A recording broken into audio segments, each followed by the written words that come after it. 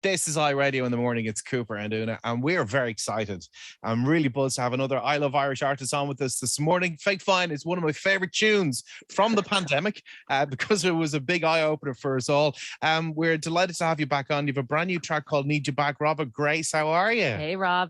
Not too bad. Thank you very much for having me on. Delighted to be in I Love Irish track this month. Oh, listen, man, we absolutely love your stuff. Like, you're uber talented, and it's scary how talented you are. Come here, just very quickly, the EP, which is called, this is going to show how much I paid attention in school, XXVII. And when I said it to everybody out before, everybody said, don't tell him. The big numpty. So what is XXVII? For those who don't know. It's 27 in Roman numerals. That's why you can never read the clock in the kitchen. Yeah. Okay. To be fair, I only know it because I looked it up and got it that way. So I can't make fun of you too much for that. That's good. But you fancified it, 27. Yeah. But no, it's just I was 27 when the pandemic hit, and it was kind of like one of the, nothing to do with the pandemic even, but it was one of the worst and best years of my life, and that's kind of why I wanted to call the EP 27 then, just to kind of correlate with that. Okay, amazing. Now, Robert, you've just finished a tour across the country. How did you find it? What was the reaction like to your new music? Were you loving life? Yeah, it was brilliant. I mean, everything was very virtual for me during the pandemic, and getting signed and having Fake Fine do so well. So it didn't feel real, and I was, worried would people come to see me play and all this kind of stuff. But it was amazing. I was blown away really by the amount of people that genuinely liked my music and wanted to come see me play live. And yeah, it was surreal. I really enjoyed it.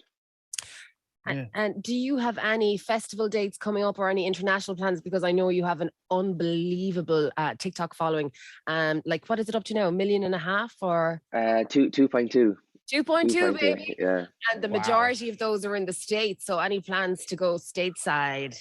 Yeah, definitely. I mean, we were looking to go there in February, but it's just the way COVID was over there at the time still wasn't fantastic, and a lot of the kind of offices, because I'm also signed to RCA US, and they're based in New York, and I know that no one's really, well, I think they're back in the office now, but at the time they weren't back in the office yet, so it didn't really make sense to head over. But yeah, definitely I'll be over there at some point. Not in the books just yet, but it's definitely, in the plan. And what about Ireland? Any festivals over the summer? Yeah, I mean, we're waiting to hear back on a few things. We're for sure playing at Independence. I'm looking forward to that. And then we have a few other bits and pieces that are hopefully going to come in, and, hopefully, a few more shows to be announced then as well myself. Well, I think Una mentioned your TikTok and the massive following that you have as well on your socials. And I certainly am a fan as a music producer as well, especially when you go and you take a sound and say, right, let's make a song with it. It's like, oh, damn it. How does he do it? It's so like, cool. Are you just inspired by everyday sounds, or is it out of sheer boredom? Probably a bit of both at this stage, but like, I don't know, sometimes I hear something and I'll know instantly what I could do with it, like what it could be, whether it's like a kick or whether it's just like a synth kind of sound, or whether it's a hat. Hi-hats are always easy, because loads of things can sound like a hi-hat. Yeah. Yeah, that's usually what I do, and I just kind of people tag me in all these videos, you see, like I get tagged in loads and loads of things, so it's actually easy for me to go in and pick. I'm looking through all my tags going like, oh, this would be cool, and I just save random ones for like different days. Yeah. And I'm like, oh yeah, I think this one would be cool. Have you seen? We took we kind of jumped on. There was a video of the girl who was standing up and hitting her back, and she's like, oh yeah. Have you done anything like that yet? No, I see so many people have done like really good ones. I was thinking of doing is it Nelly? No matter what I do. Oh, that one. But I saw somebody do that. Radio. Oh yeah. You could do bold things with that sound as well. Yeah, you could. Yeah, very bold. You're the boldest of them all. Yeah, there's lots you could do. We're good. So you've agreed to play a game of first with us. So we're going to be very nosy now and ask you things about your life, the first time things happened in your life, and you have to be truthful with the answers. I'll try my best. I make it sound bold. It actually isn't at all. Okay, so it is. You should see the stuff she's scribbled out. Your first celebrity crush. Oh, my first celebrity crush. Ooh, I mean, probably Lara Croft, as in Angelina Jolie. Tomb Raider. Probably, yeah. From the actual game. No, as in the movie. The movie, no. Tomb Raider 1, man, that pixelated lady. Yeah. Oh my God. What? Come on. Seriously? Wow. You know what? You're not wrong. Like, you're not wrong. I know. It's just you don't want to admit it. You know what I mean? You're kind of like, all the lads are like, we won't say it, but you know. What are you doing? Playing Tomb Raider? Leave me alone. Unlock your door. No. Oh, this has gotten weird now. Okay. You're the first album that you bought. The first album that I bought was probably that I actually bought. Oh, Fall Out Boy, I'd say. I think it was From Under the Cork Tree. It was called. It's like one of their. I think it was like their second album.